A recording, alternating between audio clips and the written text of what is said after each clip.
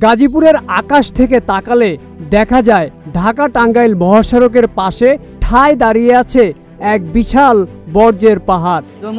গন্ধটা যেটা আছে, যেমন আপনি এখন বসে রয়েছেন, দেখেন এটা গন্ধটা কিরকম আসে, বিশেষ গন্ধ হয়। মানুষ যে গাড়িতে দাঁড়া যায়, সবাই 80% লোকই নাক ধরে ফেলেছে।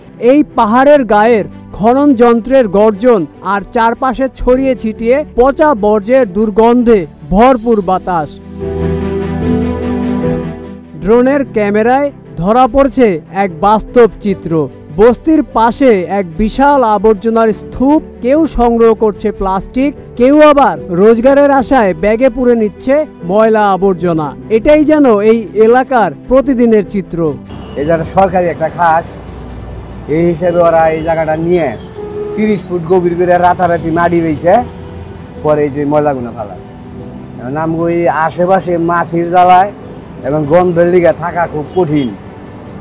এটা কোনো সরাতে হবে না, আমার খুব একটা ভোগান্তিতে আছে। গাজীপুর সিটি কর্পোরেশন বাংলাদেশের বৃহত্তম শহর প্রশাসন, যেখানে 25 লক্ষাধিক মানুষ প্রতিদিন ফেলছে 700 টন পর্যন্ত বর্জ্য। কিন্তু এই বর্জ্যের বড় অংশই শেষমেশ জমা হয় রাস্তার ধারে, খালে কিংবা নিচু জমিতে। সিটি কর্পোরেশন জানিয়েছে তারা ইতিমধ্যে পরিষ্কার অভিযান শুরু করেছে এবং বর্জ্য ব্যবস্থাকে আধুনিক করতে সরকারি জমি বরাদ্দ দিয়েছে। এক চীনা কোম্পানির সহযোগিতায় বর্জ্য থেকে বিদ্যুৎ উৎপাদন প্রকল্প চালু করারও পরিকল্পনা রয়েছে।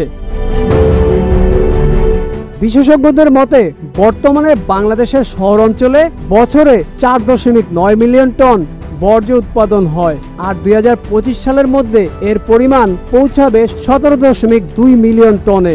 দ্রুত নগরায়ন আর জনসংখ্যা বৃদ্ধির ফলে এর পরিমাণ দিন দিন বেড়েই চলছে। এই যুগে বর্জ্য কেবল ময়লা নয়, একটি লোমিং সংকট, যা অচিরেই দেশের পরিবেশ, স্বাস্থ্য এবং ভবিষ্যৎ প্রজন্মের জন্য বড় হুমকিতে পরিণত হতে পারে। Aminul Islam, news flush 71।